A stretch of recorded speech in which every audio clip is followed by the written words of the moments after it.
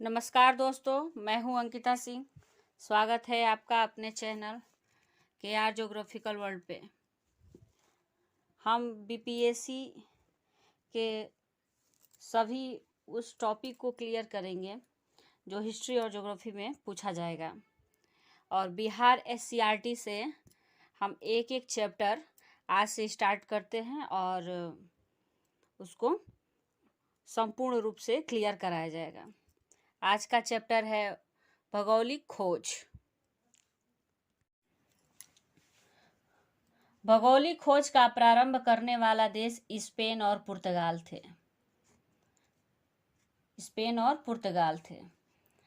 भौगोलिक खोज यानी कि जो भी रूट है, ज्योग्राफिकल रूट है आपका, यूरोप से इंडिया आने का जो न्यू मार्ग था, केप ऑफ गुड होप और भूमध्य सागर वाली एरिया, जो भी नए नए खोज किए गए हैं उसका एक न्यू एरा है जिसको आज हम विस्तृत रूप से अध्ययन करेंगे। मध्यकालीन यूरोपियन इतिहास सामंती प्रवृत्तियों का काल था। जो मध्यकालीन यूरोप का इतिहास पढ़ेंगे, सामंती प्रवृत्ति उसमें पाए जाते थे। यानी कि सबसे ज़्यादा चर्च के पादरी थे उनके बातों को ज़्यादा प्रधानता दी जाती थी। जो भी वो कह लेते थे अंधाधुन उस पर विश्वास कर लिया जाता था। 11वीं और 12वीं शताब्दी में जेरूसलम पर अधिकार के मुद्दे को लेकर धर्म युद्ध हुआ। ये धर्म युद्ध इस्लाम और यूरोप के जो ईसाई हैं उनके बीच हुआ था।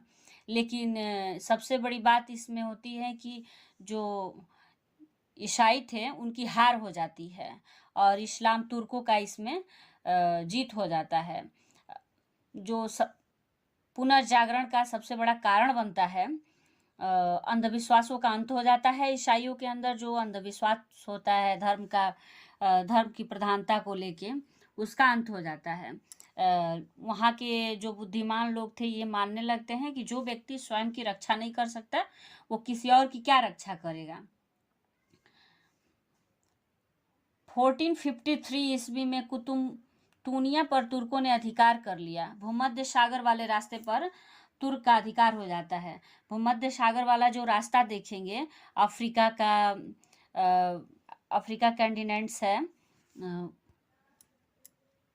इस चीज़ को देखिए, ये जो भूमध्य सागर ये है मेडिटेरियन सी, इसका जो एरिया है इस पे तुर्कों का अधिकार हो जाता है और ये तुर्की है, इन लोगों का अधिकार हो जाता है। यहीं पे जेरूसलम के लिए जो युद्ध लड़ा गया था, धार्मिक युद्ध, इसमें ईसाइयों की हार हो जाती है और इनकी जीत हो जाती है। और ये वाला जो रूट है इस पे ये लोग कब्जा कर लेते हैं। ये वाला जब रूट कब्जा हो जाता है तो इधर से जो आते थे यूरोप के जो भी लोग थे इधर से आते थे, इधर से होते आते हुए फिर आपका इधर से आ जाते थे। लेकिन इस पे पूर्ण रूप से ये तुर्कियों ने अधिकार जमा लिया तो इनको एक नया रास्ता ढूंढना था।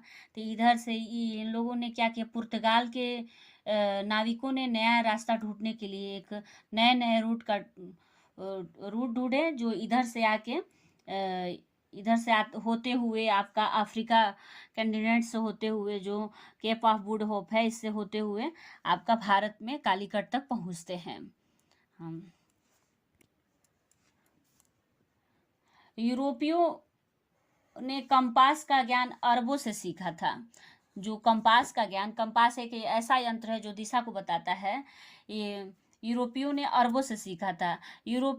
पुर्तगालियों ने एक प्रकार का नाव बनाया जो हल्के और तेज चलने वाली होती थी। उसको कैरावन बोला जाता था। कैरावल ये पूछ सकता है कैरावल क्या था, तो आप उसका जवाब दीजिएगा। हल्के एक प्रकार की पुर्तगाली नाव थी।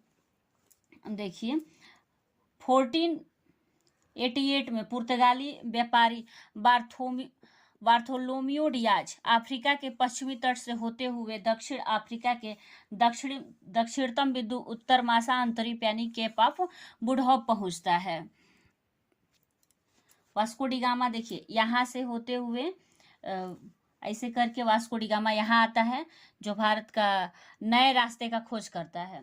अब बार्थोलोम्यू डियाज जो है यहाँ से होते हुए ये पुर्तगाल, ये देखिए ये पुर्तगाल दिख रहा होगा, यह पुर्तगाल है। पुर्तगाल होते हुए यहाँ से अफ्रीका के तट के सहारे होते हुए ये आपका यहाँ से होते हुए केप ऑफ गुड होप पहुँचता है और यहाँ तक पहुँचता है। और यहाँ से पूरा इस रास्ते तक पहुँचने वाला प्रथम नाविक जो था आपका वास्को डी गामा था। वास्को डी गामा जब केरल पहुंचा तो उस समय केरल के राजा जयमोरिन थे। जयमोरिन ने वास्को डी गामा का खूब स्वागत किया। अब वास्को डी गामा जितना यात्रा में खर्च किया था उसका 26 गुना उसको मुनाफा हुआ। और भारत के एक गुजरात के व्यापारी थे अब्दुल हमीद, जिन्होंने मदद किया था वास्को डी गामा का।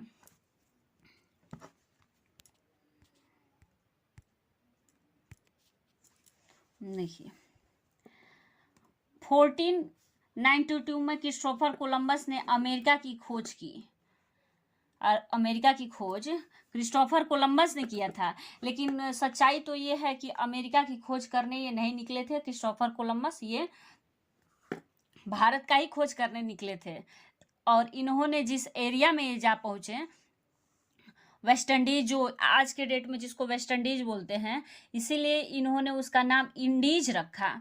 और बाद में जब वास्को डी गामा ने भारत का खोज कर लिया, उत्तरमासा अंतरिक्ष से होते हुए भारत के मालाबार तट पे पहुंचा, तो वास्तविक इंडिया का जब इसने बताया कि इस रास्ते से नहीं, इस रास्ते से इंडिया है, तो इसने क्रिस्टोफर कोलंबस ने उसको वेस्ट इंडीज नाम दे दिया।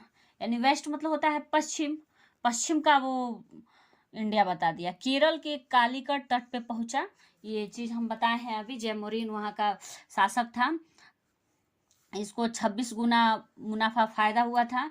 नई दुनिया जिसको अमेरिका बोलते हैं, जिसमें दोनों अमेरिका आ जाएंगे, दक्षिणी अमेरिका और उत्तरी अमेरिका को विस्तृत रूप से ढूंढने वाला आपको अमेरिको वेस्पुकी था, जिसके नाम पे ही अमेरिका रखा गया।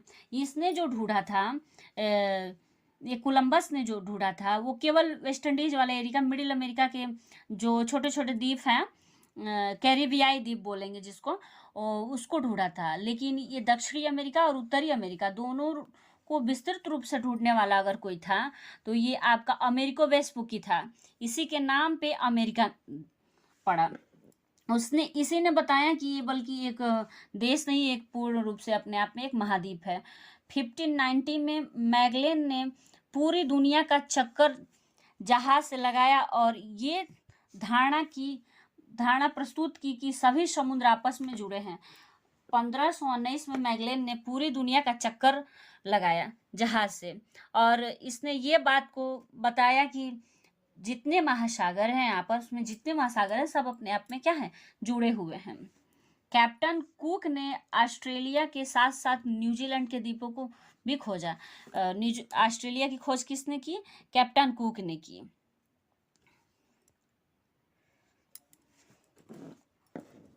वेस्ट इंडीज कैबोट ने न्यूफाउंडलैंड के द्वीपों का पता लगाया। देखिए सरजान और सेबास्टिन, सॉरी वेस्ट इंडीज बोल दिया, सरजान और सेबास्टिन कैबोट ने न्यूफाउंडलैंड के सभी द्वीपों का खोज किया। न्यूफाउंडलैंड के सभी द्वीपों का खोज किसने किया? सरजान और सेबास्टिन कैबोट ने। भौगोलिक खोज को प्रोत्साहन देने के लिए निम्नलिखित यूरोपीय शासन का योगदान था। देखिए कौन कौन से शासन का योगदान था?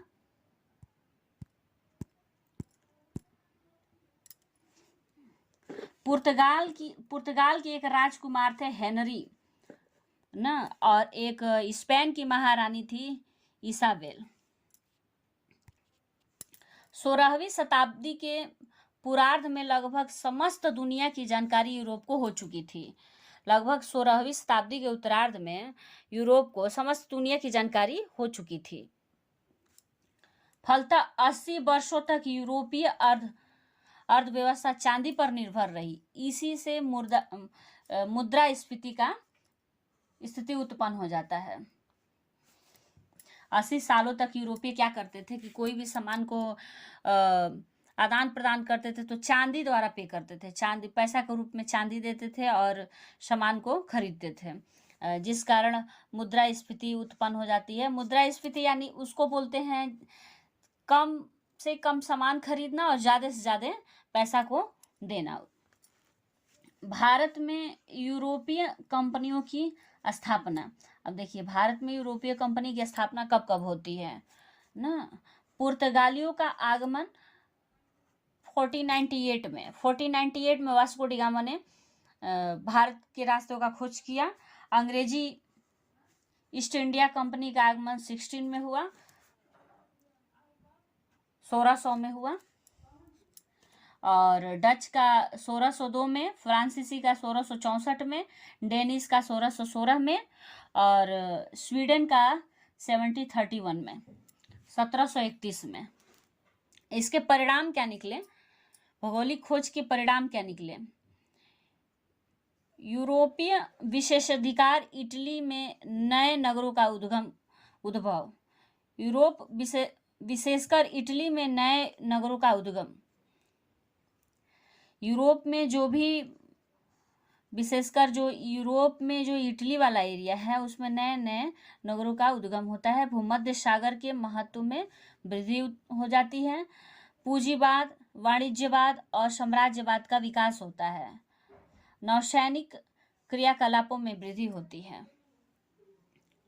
इसका परिणाम होता है यूरोप विशेषकर इटली में नए नगरों का उद्गम होता है। भूमध्य सागर के रास्तों का महत्व बढ़ जाता है। पूंजीवाद, वाणिज्यवाद, साम्राज्यवाद का विकास होता है।